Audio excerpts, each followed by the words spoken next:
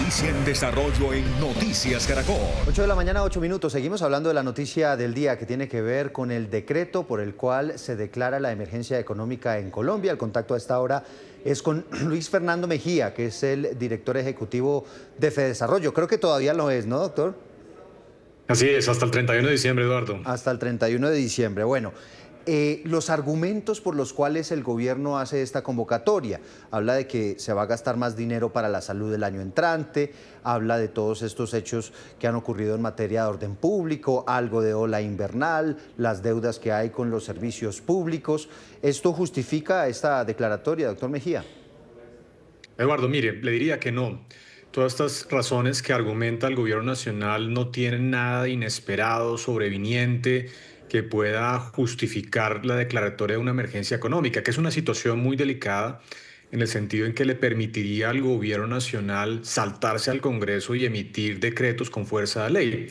Por eso la Constitución lo dice muy claramente, su artículo 215, que la declaratoria de emergencia económica solamente puede proceder cuando hay algún hecho que pueda poner en grave riesgo la situación económica, social o ecológica en el país. Seguramente la Corte, cuando haga la revisión de esta justificación, declarará esta emergencia económica inexequible porque, ratifico, no existe una justificación para argumentar que estamos en una emergencia, especialmente si nos vamos a la noticia más reciente de la revista The Economist, que dice que Colombia es la cuarta economía de mejor desempeño a nivel mundial. Dice el gobierno que si no se emite esta emergencia habría dificultades para pagar la deuda externa, por ejemplo, deuda interna. Dice que habría dificultades en los recursos para la salud, es decir, que se necesita porque hay unos gastos evidentemente urgentes que se deben hacer el año entrante.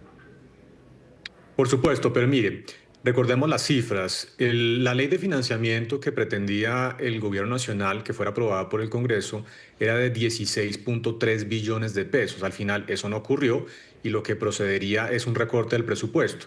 ¿De qué tamaño es el recorte en términos del presupuesto aprobado para el próximo año? Es menos del 3%. Yo creo, Eduardo, que es muy difícil justificar que un recorte de menos del 3% del presupuesto del próximo año, que sería el segundo más alto de la historia del país, solamente superado por la pandemia, pueda generar un problema enorme desde el punto de vista del financiamiento, los gastos necesarios como infraestructura, política social y demás. Así que no estamos hablando de algo sustancial y por eso ratifico, creo que esta emergencia no tiene ninguna justificación. Bueno, lo hemos invitado también, doctor Mejía, para que nos ayude a entender otra noticia que ha generado revuelo en el mundo económico y tiene que ver con unos títulos que expidió en las últimas horas, el viernes pasado para ser preciso, el gobierno nacional por 6.000 millones de dólares, unos 23 billones de pesos. Eso es una cantidad enorme de dinero. Emite esos títulos para que venga un prestamista, dice el comunicado del Ministerio de Hacienda, extranjero, le preste al gobierno, y se está hablando de unas tasas altísimas y de un procedimiento que quizá no es el usual. Ayúdenos a entender este tema, doctor Mejía. Sí, Eduardo, mire, tal vez primero comentar cuál es el procedimiento tradicional, cómo se hacen usualmente las emisiones de TES. Básicamente el ministerio anuncia con anticipación cuáles son las necesidades de financiamiento, es decir, cuál es el monto de la deuda que va a colocar, y a través de un mecanismo conocido como las subastas holandesas, lo que hace es anunciar primero el monto y luego los plazos. Los diferentes inversionistas, por ejemplo, los bancos, los fondos de pensiones, las fiducias y otros inversionistas institucionales, hacen una oferta, una tasa de interés que estarían dispuestos a recibir para poder invertir en esos títulos de deuda pública. Y ese mecanismo de subasta holandesa garantiza que hay competencia y por ende que las tasas que paga la nación son las mejores posibles, porque hay varios jugadores tratando de conseguir ese endeudamiento. ¿Qué pasó el viernes pasado? Infortunadamente, el Ministerio de Hacienda no utilizó el mecanismo tradicional.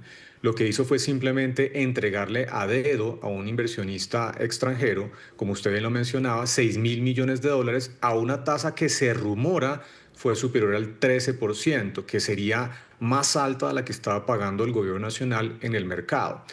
Entonces es un problema porque es una alerta muy grande que el gobierno esté utilizando mecanismos distintos de los de mercado, mecanismos que no son competitivos y que no aseguran que el país esté pagando la tasa de interés más baja. Preocupa que no se conozca quién es el inversionista, Preocupa que todavía no se conozca la tasa de interés. Hay rumores en el mercado de que la tasa está por encima del 13%.